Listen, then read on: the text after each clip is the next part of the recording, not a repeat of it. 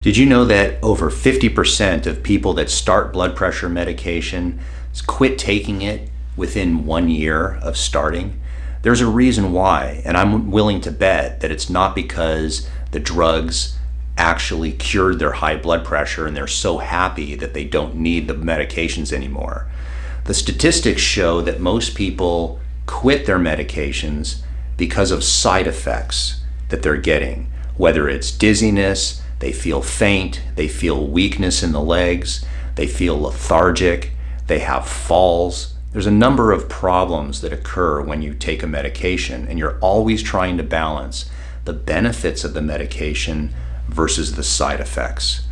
If you don't feel a benefit, but you have all the side effects, I'm willing to bet that given a year, you're going to probably stop taking the medication as well.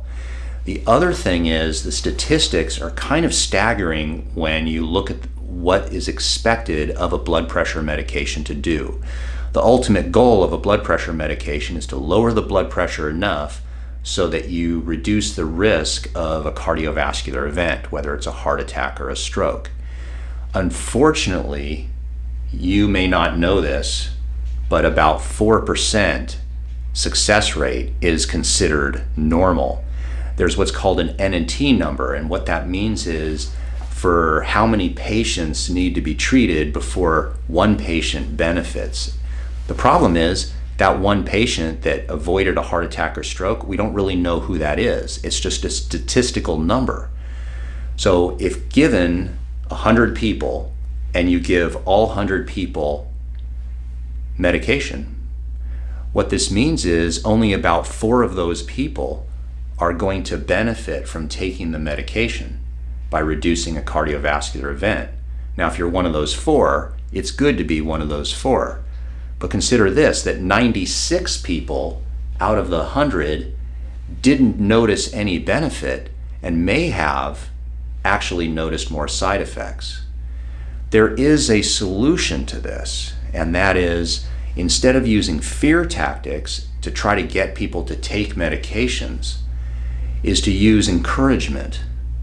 This is very important because the standard way that blood pressure medication is given out is a person is diagnosed with hypertension. They are told all the bad things that will happen with hypertension or high blood pressure, like they're going to have a stroke or they're going to have a heart attack, and they need to be on this medication forever. Now, there are some components of that may be true, but very often it's hard to motivate people through fear. It's much better to motivate people through encouragement.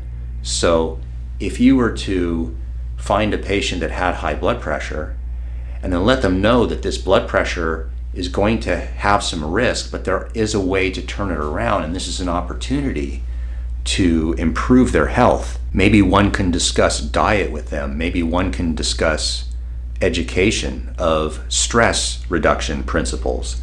Maybe one could teach them how to exercise, because it's very confusing for the average person to know what to do, because a doctor is supposedly educated in these factors and should be able to guide the patient in the right path for them.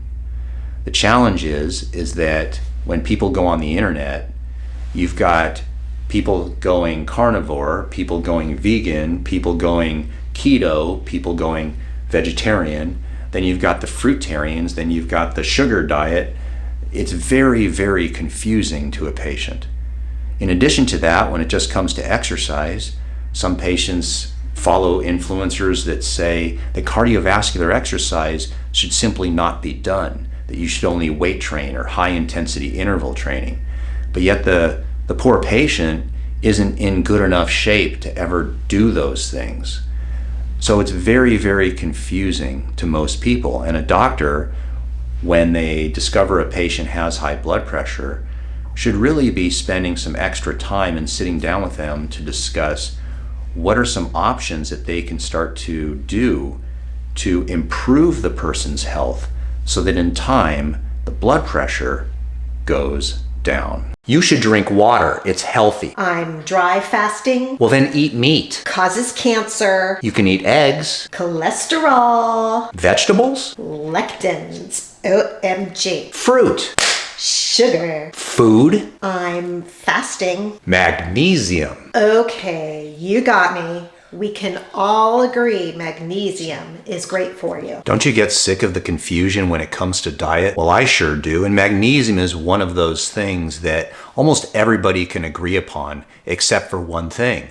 Which magnesium do you take? There's magnesium chelate, which is for muscles. Magnesium citrate is for the arteries. Magnesium bisglycinate for stomach acid. Magnesium malate, which is the most bioavailable magnesium, is great for migraines and chronic pain. And it's found in fruits. Magnesium sucrosomial is for energy, immunity, and bone health. And then you have magnesium taurate and orotate, which are both very good for the heart. So which one do you pick? I like this company. This is Bioptimizers, and they make a product called Magnesium Breakthrough. This stuff is awesome. It has all 7 different types of magnesium in it, so it covers all the bases, very absorbable, easy on your stomach, and a 365-day money-back guarantee. There'll be a link down below with a discount code if you want to give it a try. The stuff's awesome. No controversy. Seed oils.